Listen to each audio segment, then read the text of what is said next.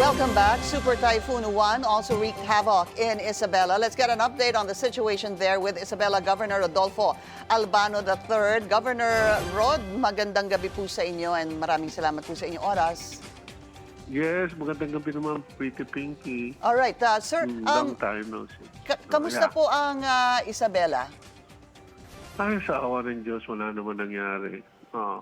Wala naman na salanta. Although yung mga bridges doon, syempre, nagka-overflow dahil yung bagyo naman nag-overflow. Yung mga overflow bridges to, hindi yung mga talagang main thoroughfare bridges na malalaki.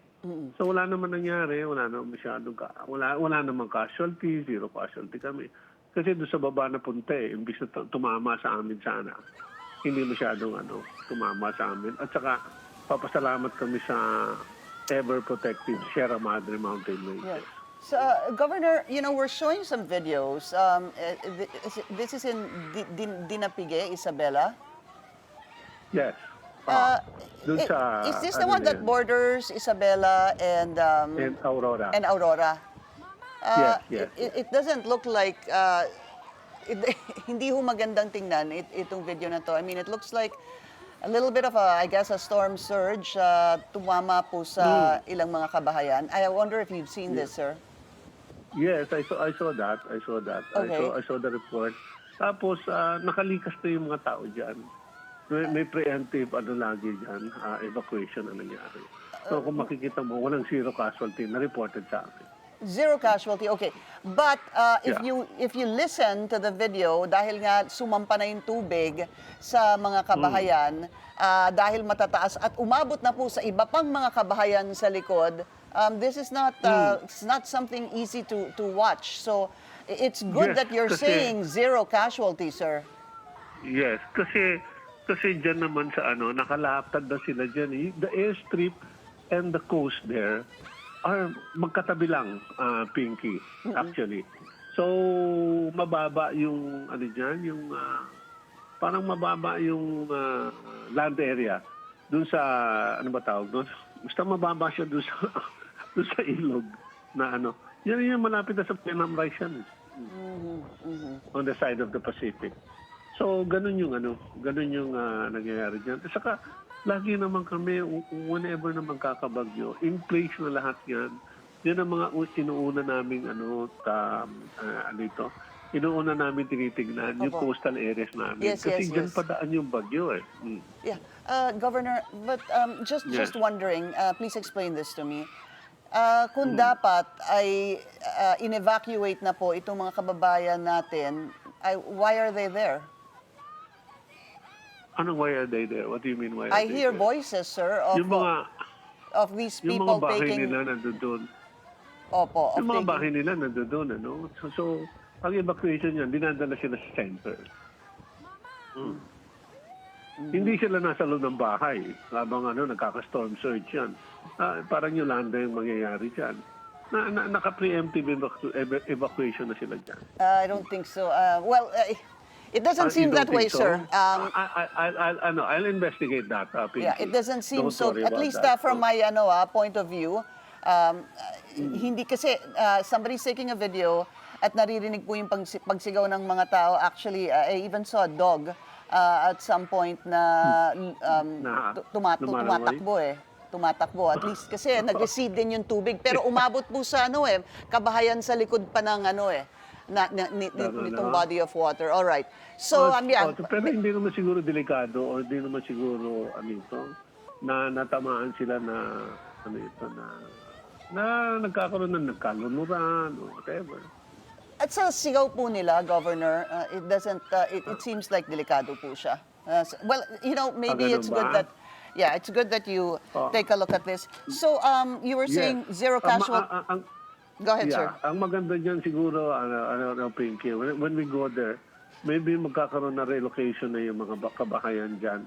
Or, hindi naman ako pwede maglagay ng seawall dyan kasi useless ang paglalagay ng seawall dyan kung malapit ka talaga sa dagat. Hindi ho. Yeah, it doesn't look like... It defeats the mukha purpose siyang open area, sir, na I don't know if these are even...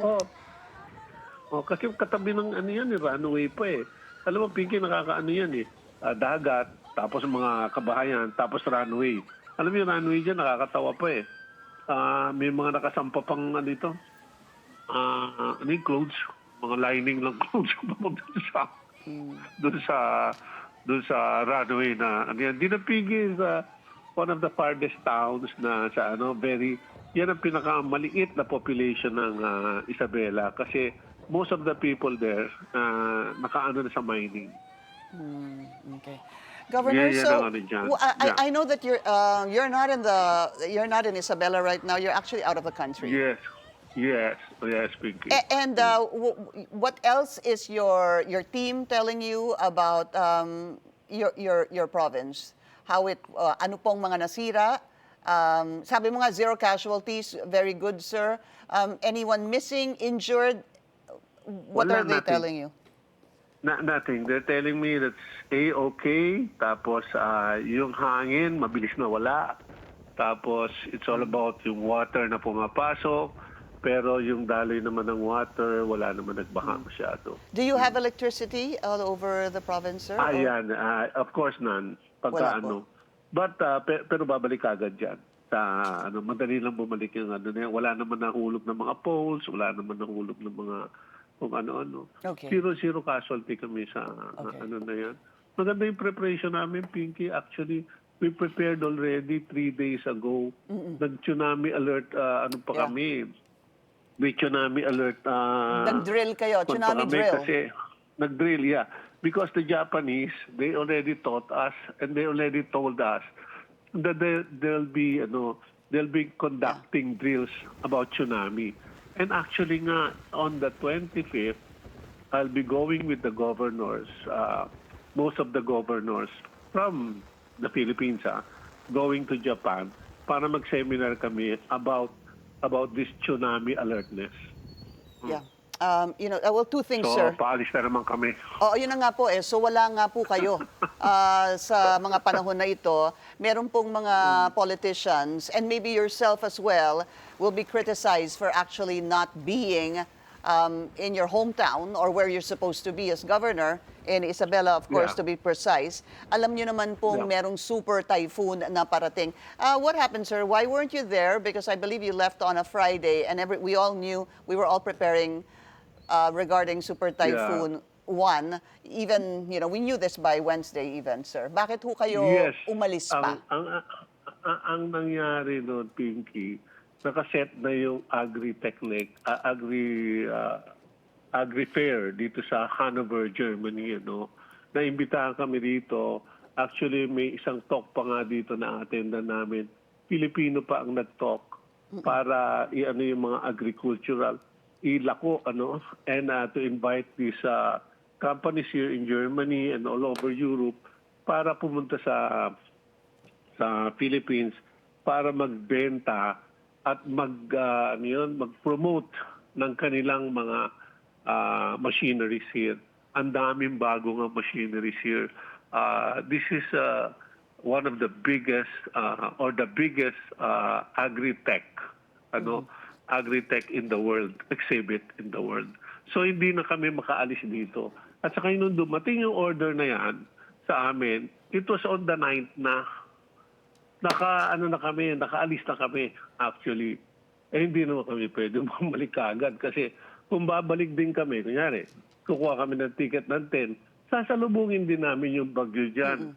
So useless, di ba? But Sasalubungin namin yung Governor, bagyo hindi ho 1 ba? or 2. Midweek pa lang last week, alam na po natin about this super typhoon. Of course, it would have Yes. changed course at any given time because it actually entered the Philippine area of responsibility. If I'm not mistaken, so, sir, maybe Thursday? Yes, Pinky, I know. I'm aware of that. But again, yung delineation ng powers naman namin, the Vice Governor was there, the Vice Governor was, ando doon naman ako, nagpe-prepare kami dyan. So, actually, isang tao hindi naman masyadong kailangan na para dyan kasi in place na naman yung mga police, yung mga drills namin. Everything was in place. So, ano pa yung... Were you And not with the concerned, technology sir? Were you not concerned No, that you might so- get, you might receive some flack for actually not being there? Actually, no naman. Kasi sanay na naman yung mga tao sa amin dyan, Pinky. yung ano na yung pag-bash sa akin diyan, ang sinasabi sa akin nung nag-interview there was somebody nung paalis kami, sabi sa akin, sir, binabash kayo ng mga bashers, ganito ganyan. Ang sinabi ko lang, wala akong pakialam doon sa mga magbabash sa akin na alam ko naman na hindi taga sa amin. Kasi ang dami ng reaction sa iyo, nagbabash sa iyo, ganyan-ganyan. Sabi ko, hindi ko naman Yeah. pinakikinggan yan. Importante, nakafocus ako doon sa work ko. At saka yung work ko, naiwan ko na dyan, yung work ko, na-delineate ko na sa mga tao ko, alam na ng mga tao ko ang gagawin ko. So sinabi ko lang, wala akong pakialam sa mga bashers. Ang lumabas sa media, wala akong pakialam doon sa Okay. bagyo o doon sa Okay, so to be mangyayari clear, sa atin. wala So po it was kayong taken pakialam out sa bashers. Yes. sa bashers, hindi doon sa mga tao At sa kong bagyo. masasalanta ng Yeah. bagyo at saka sa bagyo, di Governor, ba? for So maliwanag context, tayo doon. let's put some context into this because you were already interviewed last Friday. At meron sa mahaba po yung interview. I watched it. It was about 13 minutes. And basically, Yes. you know, there were parts basically here. I wrote it down. Ang sinabi mo nga, Yeah. kulang kami. Alam na namin ang gagawin. Sometimes nakaka-build up pa ng anxiety sa mga tao. Pero mabuti na rin yon. It's better to err on the side of caution. Baka naman mas Yes. lalong nervyusin o magka-anxiety ng tao, umakyat ng umakyat. Sa akin, cool lang. Kumbaga, chill lang. Ha, ha, ha. Yun po ang Kaya inyong nga. sinabi. So, yung pagkasabi niyo ho kasing yun, dun ho kayo nababash doon sa chill lang. Yeah, sinabi ko chill lang kasi kung mapansin mo yung interview sa akin, ang sinabi, prepared na kami lahat. Ang sinabi ng reporter, paano po kung malakas na malakas yung hangin at saka yung tubig, malaking malaki. Kaya nga, di ba, I even mentioned about Noah's Ark, di ba? Sabi Yes. ko pa, wala na akong magagawa dyan kung ganun kalaki yung hangin, kung ganun kalaki yung tubig. Kaya sinabi ko, pray and pray na lang kayo. Eh, di ba lagi na lang pagka sa mga trends naman sinasabi, oh, let's pray na yung typhoon, ganyan-ganyan. Right. So inuulit ko lang yung pray, pray, pray. Tapos inuulit ko pa, after praying, edi mag-chill ka. Ano naman ang gagawin mo, Pinky, after praying? Hindi naman ako matanda na after praying, pupunta ako sa magtitiri ko ng kandila tapos hahagulgul ako.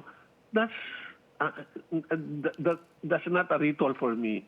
Kaya sabi ko, pagkatapos ko mag-pray, handa na ako, I'll trust the Lord na lang, chill na lang ako. Yun na lang yung... That's the yun na- context by which you were actually saying yes, that. Yeah. But you yes, do that understand, was you the- do understand, Governor, that if you say chill lang, kasi sometimes when you say, and I hope you see this also in another context, kasi parang pag sinabing Yeah. chill lang, parang maliit na bagay lang Pahinga. yan, chill lang yan, ganyan. Or nag-away yeah, kami, yeah. nagkasagutan kami, o sige, diyan ka muna, chill ka lang. What we're talking about here is possibly a life-threatening situation, high-risk areas, and then when a governor enters into the picture or says a phrase like chill lang, nagbumukhang parang hindi ganun Hindi. kaseryoso or hindi ganun kaimportante.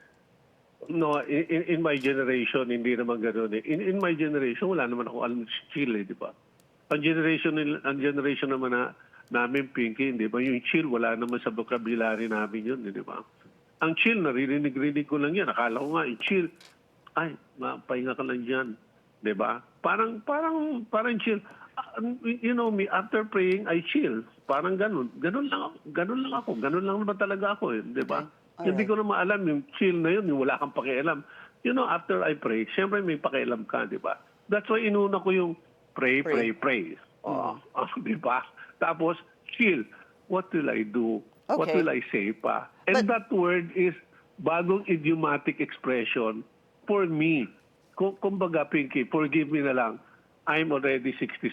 Hindi ko na alam kung yung mga words na yan, yung mga chill na yan, kung ma-relate ko pa doon sa generation ko. Maybe in your generation, iba. Pero in my generation, nakuha ko lang yung word na yon para maintindihan. Like jowa.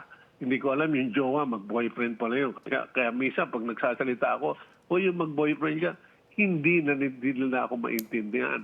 So gusto ko lang iparinig doon sa chill na yon. So, Okay.